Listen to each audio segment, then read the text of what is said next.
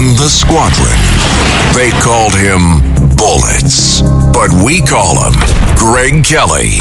Greg Kelly is on the air on the Red Apple Podcast Network.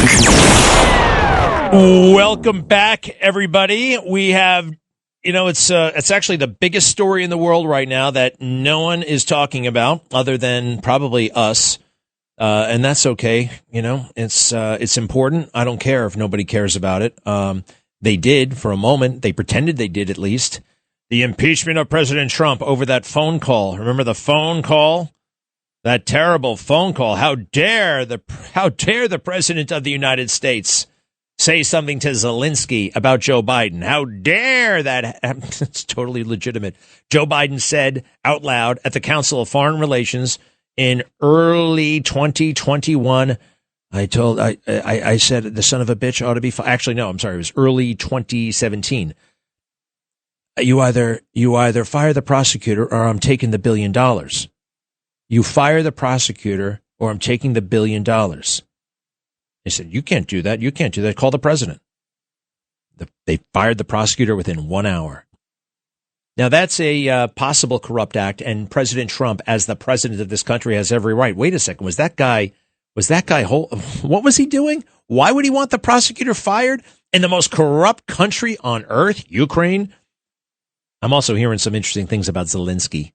Zelensky looks to me like he's owned by an oligarch. We don't hear much about the Ukraine-Russia war lately. We're focused on our own war. But Zelensky, nobody talks about this either, canceled elections. We're going to save democracy. There is no democracy in Ukraine. There's no elections in Ukraine. I mean, you could say, well, they got a war. It's distracting. Well, what about mayor? What about council? What about village? No elections. No elections whatsoever. So the case against President Trump in the impeachment of 2019, which people kind of knew intuitively in their gut that it was a joke, but they went through the motions and they tried to fool people. And the media banged the drum. Now, people know when to tune out. They can kind of tell when the media is telling the truth and when they're not telling the truth. They kind of have this inherent kind of sense of what's right. And the idea that President Trump was doing a corrupt act by mentioning those things on the phone call, people know that that's okay. People know that politicians talk like that. People know that that's called business as usual. But that they turned that phone call into an impeachable offense, and they actually impeached him, and we wasted so much time on it. We saw Vindman and Yovanovitch and Fiona Hill and on and on and on. That does take up time. That does take up bandwidth. That does distract. I'm not talking about people, although it can if you're paying attention. The American people didn't really obsess about it. But when you have to hire a bunch of lawyers, when you have to fight for your survival, it does distract. Potentially. One of the reasons why we were hit on 9/11 is because Congress and the president, Bill Clinton, prior to 9/11, I know he wasn't president on 9/11, but they were so consumed with those stupid scandals, right? The stupid ones. There were real ones that were ignored.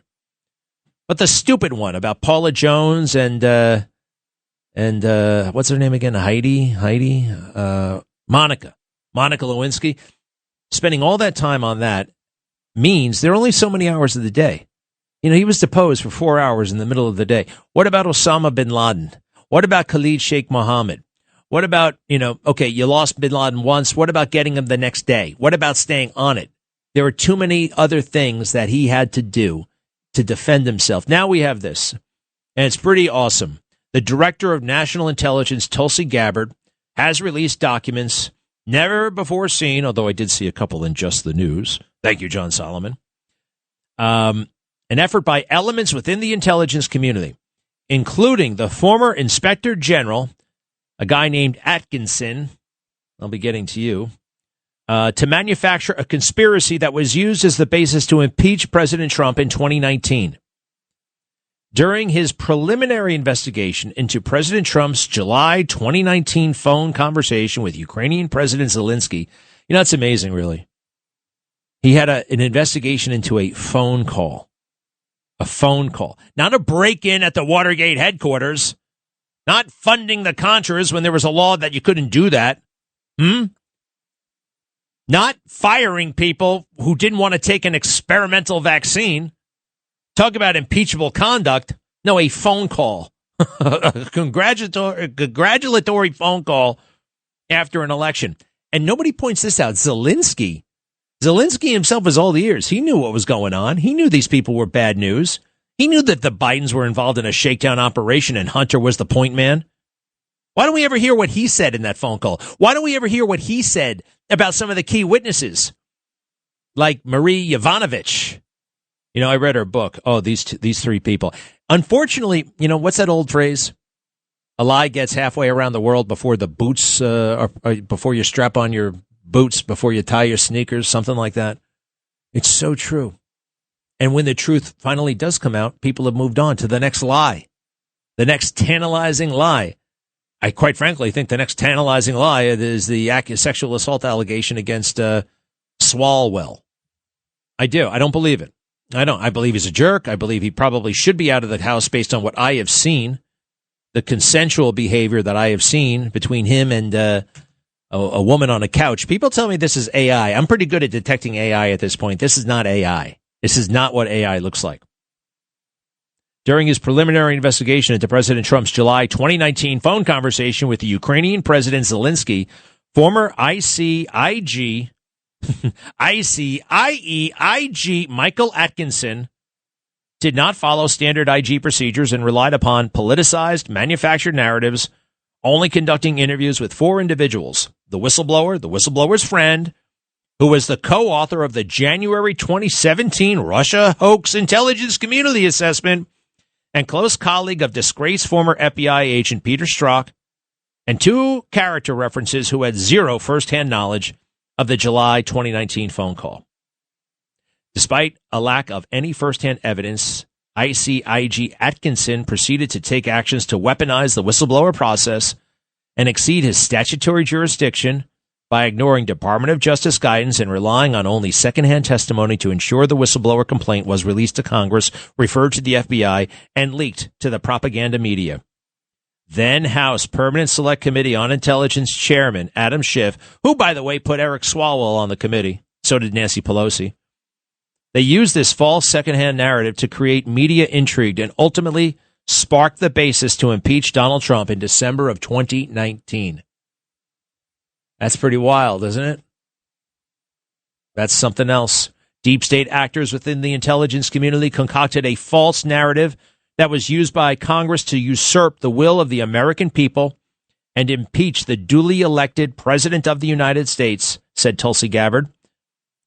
Inspector General Atkinson failed to uphold his responsibility to the American people, putting political motivations over the truth, and this, along with the politicization of the whistleblower process by a former CIA employee who is working hand in glove with Democrats in Congress, are egregious examples of the deep state playbook on how to weaponize the intelligence community.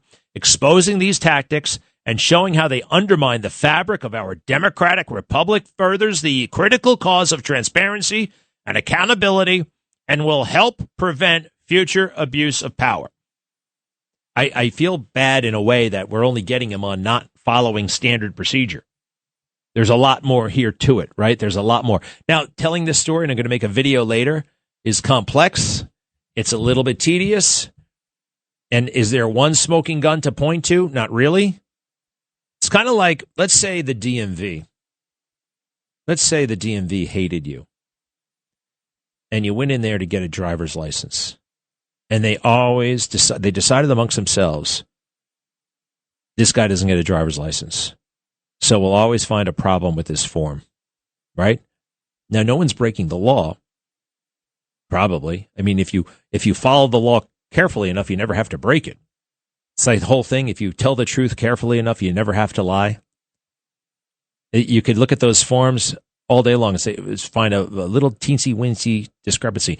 At the same time, at the same token, if you want to give somebody a driver's license, they could probably have the most haphazard, shipshod, whatever, paperwork, and this guy gets a driver's license. The boss wants him to get his driver's license. Okay, yes, sir. Hey, whatever happens in this driving test, make sure that kid passes. Okay.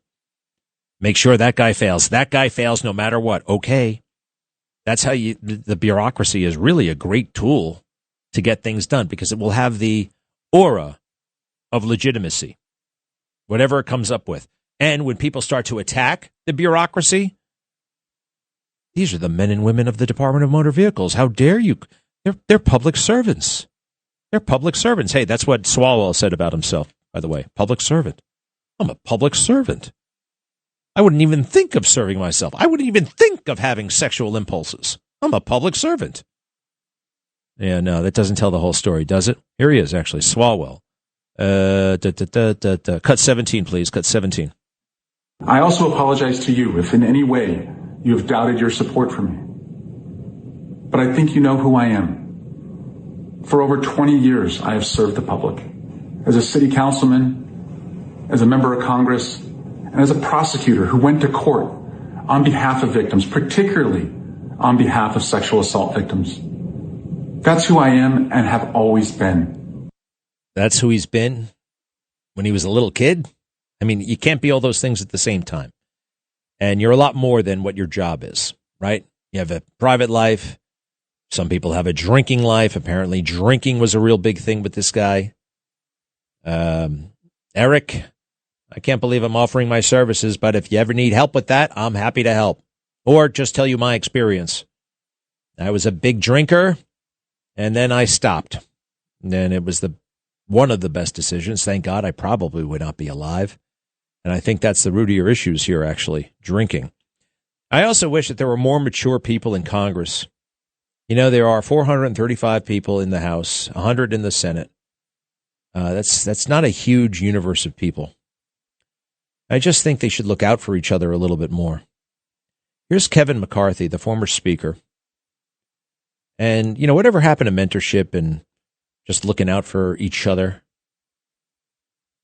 There's something wrong with the way he talks about it. He was the leader. He was the head of the whole damn kit and caboodle. Speaker of the House of Representatives. Cut 18, please. Cut 18. This is Kevin McCarthy yesterday.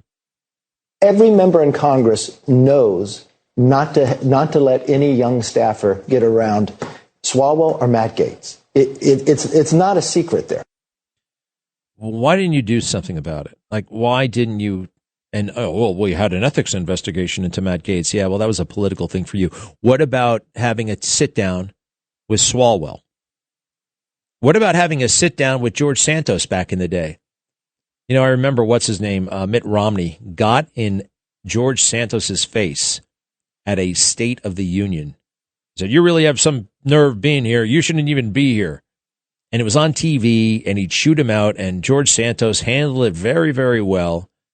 I just thought to myself, you know what, dude? Let's face it. Being a U.S. Senator is half of it is ceremonial. I know these guys have time. You know, they get these 2-week vacations every 3 months, it seems like, and they're always on hiatus or, you know, in session, out of session. So have a cup of coffee with the guy. You guys have all these. You got the district office, you got the House office, you got the Senate office, you got the hideaway office, you got the cafeteria, you got the sports bar, you got all these little featurettes in the House of Representatives and in the Senate, because they do they treat them like kings down there. You ever see Chuck Schumer's office? It's just like a 50-foot window. He looks like Louis the 14th, 15th, 16th, one of those guys. I said, have a cup of coffee with the guy. No, they wouldn't do that. No, I can't get involved. I won't get involved. Hey, one more thing that the people really responded. Hillary Clinton and her cackling.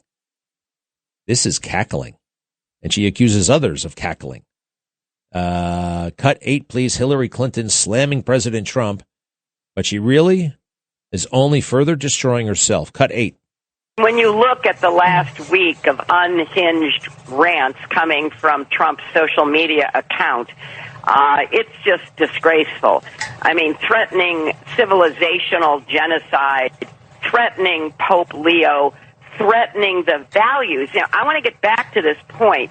You know, you hear Trump and Vance and these people prattle on and on about Western civilization. I don't think they've ever taken a course in Western civilization. I was lucky enough to take one at Wellesley College. Wellesley College, I bet, doesn't even have that course anymore.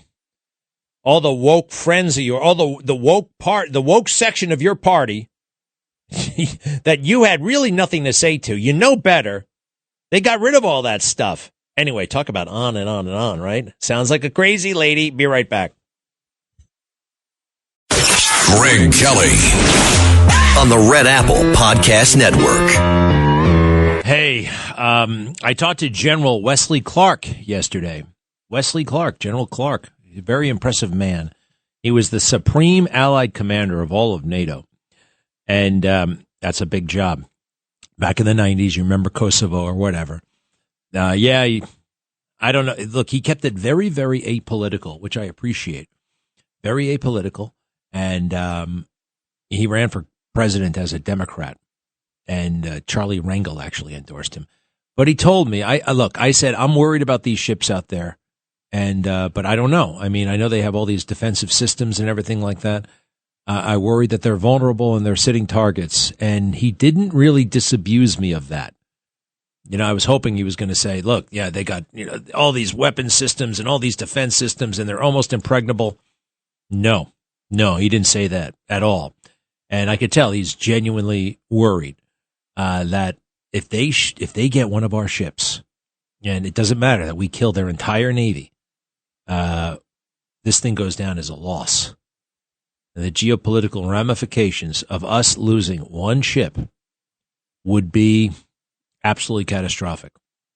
We can't let that happen. That's why every now and then I'm like, is it worth the risk? Well, maybe it is. Maybe it is. And maybe we really are strangling Iran right now to the point that they are about to give up, by dinner time. And that would be fabulous. I think that's where, I don't know. There are too many unknowns. And I will tell you this. I went back to 1991 and the Gulf War. Desert Shield, Desert Storm. Remember that? You know when those guys briefed? Every single day. And I was looking at the videos. Some of the guys you remember, of course, General Schwarzkopf. You may not remember Pete Williams. He was the assistant secretary at the Pentagon. You remember Dick Cheney. He was the defense secretary. You remember Colin Powell, chairman of the Joint Chiefs of Staff. There was a guy named General Tom Kelly. These guys were briefing every single day. And we're not getting enough information here. And that's wrong, folks. You got to give me a little bit more to work with here. Oh, the other thing, when I see General Schwarzkopf doing a briefing, and then I look, they put out a 25-year-old girl to be the spokesman for the Pentagon this week. She's 25. It's a girl. This is her second job since high school. That's wrong. Sorry.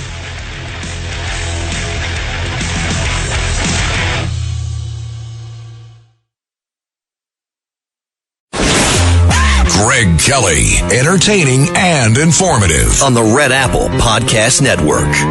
Well, welcome back. This Swalwell thing it's reverberating all over the place. And I see this woman, her name is Lana Drews, former actress, former model, former self-described tech entrepreneur, in California in 2018, claims that Eric Swalwell spiked her drink with some sort of drug and took advantage of her, raped her in 2018. And I got to tell you, man, it doesn't add up to me. And just because it's a guy I don't like doesn't mean that he doesn't deserve due process. And I don't like this. They did similar things. How many women came out of the woodwork to accuse President Trump falsely of sexual assault? If you go back to the 2016 campaign, there were dozens of women, dozens. And they were getting profiled in the New York Times. Why didn't you come forward sooner? And usually it's the same thing. Oh, he was too powerful. Oh, I was afraid. Oh, I don't buy that. We expect more from Americans, quite frankly. Forget men and women. We expect more. People stand up for themselves in this country. You don't get pushed around. And if they did at one point, well, what about Me Too? What about the Me Too movement? Wasn't that up with power for women and girls and all that stuff? I think, did we forget that? Did they just blow it off? Maybe they did. Maybe they did. Or maybe it didn't mean anything to begin with. Maybe it was just for show. That's quite possible. 800-848-9222, 800-848-9222. And if you want to understand why we need the Second Amendment in America, just look at what they did to the Iranian people, what they're doing to them now, and what they've been doing to them for the past 47 years. We need guns in case our government gets out of hand. Cut 5, please. Cut 5.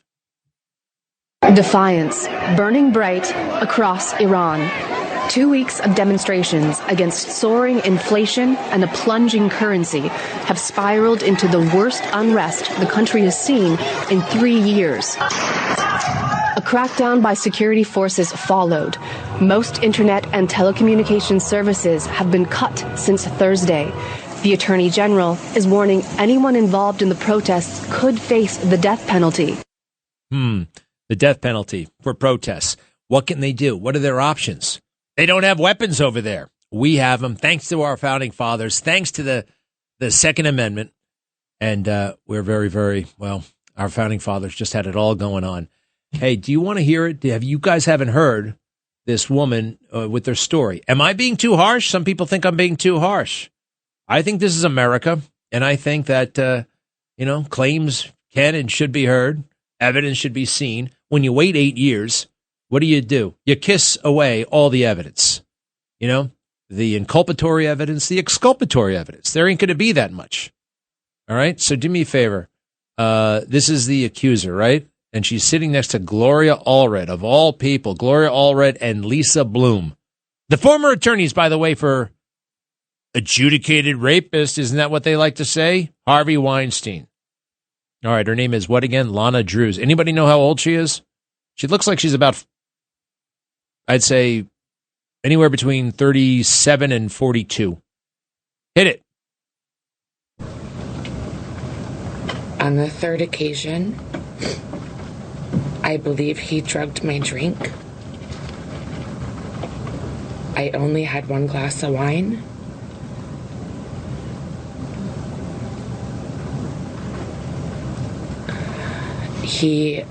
We were supposed to go to a political event, and he said he needed to get paperwork from his hotel room. When I arrived at his hotel room, I was already incapacitated, and I couldn't move my arms or my body. He raped me, and he choked me. And while he was choking me, I lost consciousness. And I thought I died. I did not consent to any sexual activity. Although I did not undergo a rape kit at the time, I disclosed the assault to the people closest to me. I also recorded these events in my handwritten calendar. The assault and its impact were later documented during my therapy sessions at a sexual assault center in Connecticut. It had a profound impact on my mental health. I self-medicated in an unhealthy way. I did not want to live anymore. I cried all the time for years. At the time, I was in a dating relationship with a boyfriend I was fully committed to. I've never cheated in my life, and I would never have engaged in a consensual sexual encounter with Eric Swalwell.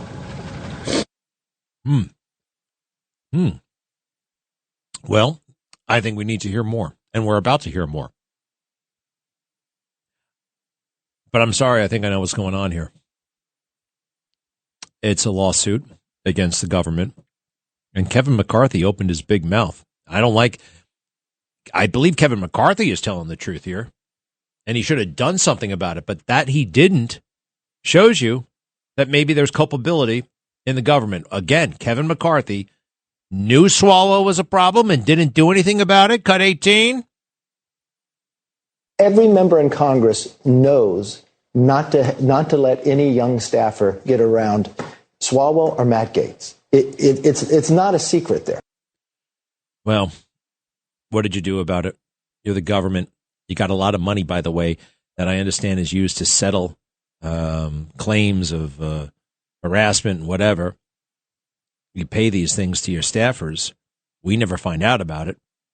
Why is that? What's going on there? All right, now we have a bigger chunk of her story about Swalwell, okay? Again, her name is Lana Drews, and now let's listen to her, okay? I am very skeptical, and you're allowed to be. And by the way, nothing has been proven. Nothing. An allegation is not proof. I wonder if a diary entry is proof. I wonder if texting your friend is actually proof. People lie in text messages. People humble brag in text messages. Go ahead if you don't mind, please. My name is Lana Drews. In 2018, while I was living and working as a model in Beverly Hills, and I also owned a fashion software company, I had contact with Eric Swalwell on 3 separate occasions after meeting him socially. He offered me connections to further my software company, and I also had an interest in local politics. He invited me to 2 public events.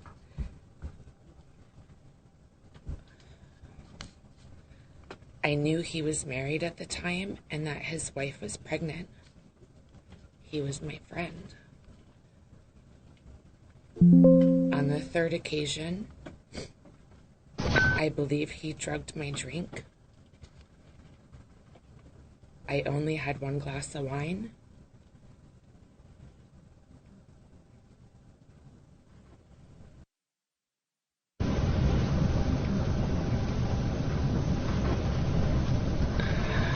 We were supposed to go to a political event, and he said he needed to get paperwork from his hotel room. When I arrived at his hotel room, I was already incapacitated, and I couldn't move my arms or my body. He raped me, and he choked me. And while he was choking me, I lost consciousness.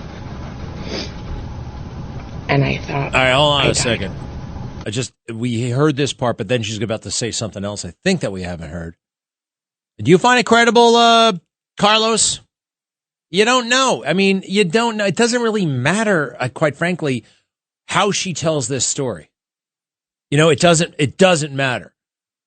I mean, it doesn't matter the tone of voice. People are weird. People are different. What I'm trying to say is you don't assess the credibility of somebody based on how they tell a story. All right. Oh, she seems credible. I heard that once before. Oh, it seemed credible. Well, I don't know. There's some people out there who are just, maybe they don't have this demeanor or whatever. And you shouldn't make this decision based on demeanor. It should be on evidence. How can you wait 8 years? How can you sit around and wait 8 years? I'm sorry. And now, sitting next to Lisa Bloom, of all people. And what do these people do? They sue for money. They haven't gone to the cops. They still haven't gone to the cops. Still haven't gone to the cops. Keep it up if you don't mind. I did not consent to any sexual activity. Although I did not undergo a rape kit at the time, I disclosed the assault to the people closest to me. I also recorded these events in my handwritten calendar.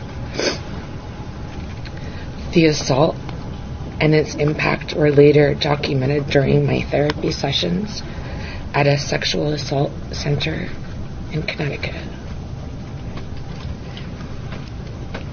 It had a profound impact on my mental health. I self-medicated in an unhealthy way. I did not want to live anymore. I cried all the time for years. At the time, I was in a dating relationship with a boyfriend I was fully committed to. I've never cheated in my life, and I would never have engaged in a consensual sexual encounter. Hey, stop 1 second. Amid the theatrics, I almost missed it. She went to his hotel room? She went to his hotel room.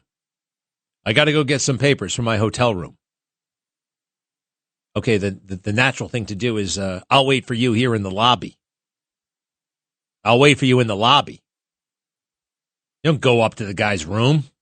Now, I'm not saying, by the way, it's like, well, you go to the guy's room. Nobody should ever be raped, no matter what the hell the circumstances are. But that does lend a little bit of doubt to the veracity of her story. It does. Keep going.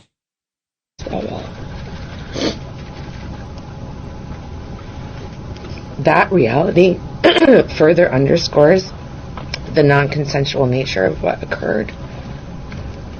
It was a politically unusual and intense time in Beverly Hills. Stop. And what did you say? Further underscores the validity of what happened? It further underscores the... Who the hell talks like that? Lawyers do. Lawyers. And she's lawyered up to the teeth. This is a lawyer's script.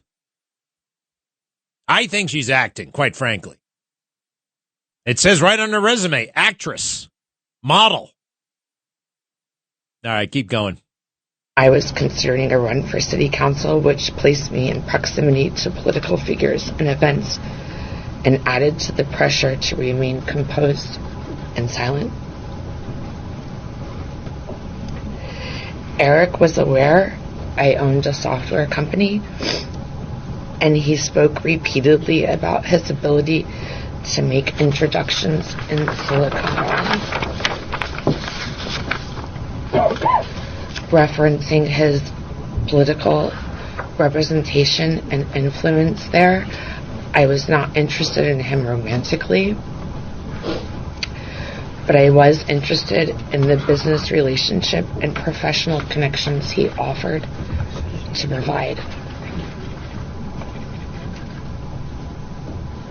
My delay in taking action against Eric was driven by fear, not doubt. Fear of his political power, his background as an attorney, and his family law enforcement ties. I have never doubted what happened. I stand with the other women who have come forward. And I will be making a report to law enforcement shortly with my attorneys. What do you guys think? I think it's a disgrace. I think this country is thoroughly corrupt. Our culture, our media, our schools, producing weaklings, corruptible weaklings, too often. Too often. Hey, let me think here. Yes, Maureen. Hello. What do you say?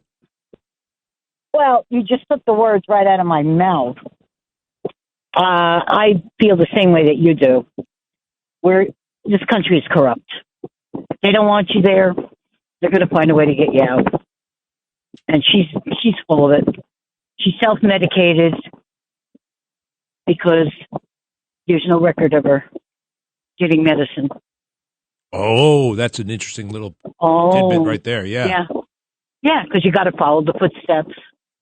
There's no record of her getting any medication from any doctor. If you were so traumatized, why didn't you go to a therapist? And he would prescribe medicine. Well, she says, I self-medicated. But she did say she went to a facility somewhere in Connecticut. But I think you're onto something there. And I can't stand Eric Swalwell. I can't stand the guy. I think that this thing was a little bit too elaborate. They didn't think he'd go down this quickly. You know, they got the story in the paper and they were prepared to go further. This is like they overdid it. They overdid it with this one silly, dopey congressman from wherever the hell he's from, suburban San Francisco. Maureen? The money that Trump had to try and fight it. So that's why he quit. I agree. I know. Well, then again, look, we don't know what he knows and we don't know what he really did or didn't do, but the video I saw of him making out with a girl on a couch, which looked recent, she said, that's AI. I don't think that's AI. And that is enough to force a politician out of the race. I have no problem with that kind of video evidence of that kind of conduct when you're a sitting member of Congress, on the Intelligence Committee, no less. Maureen, you're amazing. Thank you. Tom in Central California, how are you? Oh, I'm good. Thanks for having me on. Just a quick comment my thoughts about the recent tweet by the president. And I haven't heard this yet, and I've been listening. He's equal opportunity insulter. So he's not only insulting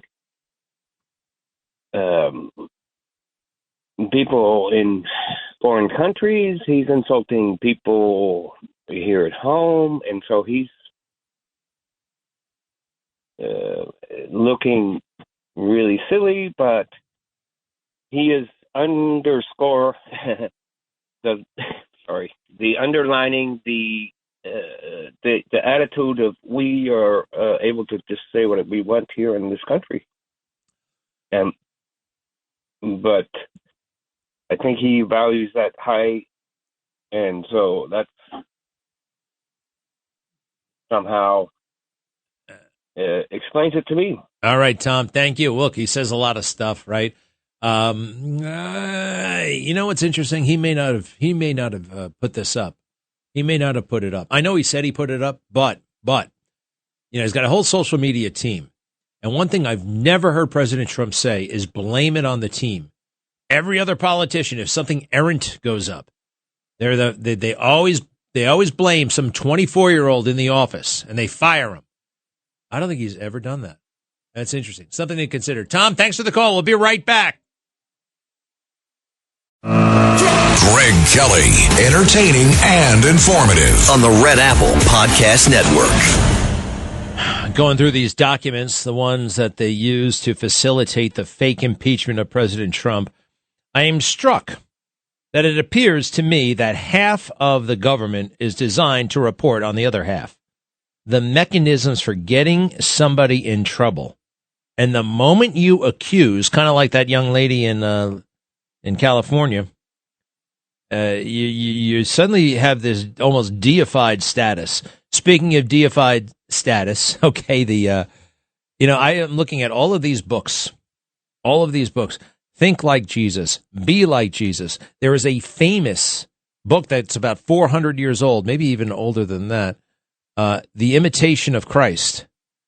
And it's imploring us to imitate Christ, to be like him, to imitate him.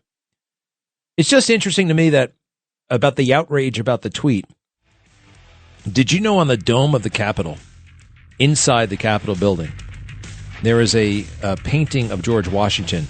They call it the apotheosis of Washington, meaning like he's godlike, and he's sitting there in the clouds, like quite frankly, like Jesus a little bit. And it's permanently in the middle of the Capitol. Where's the outrage there, George?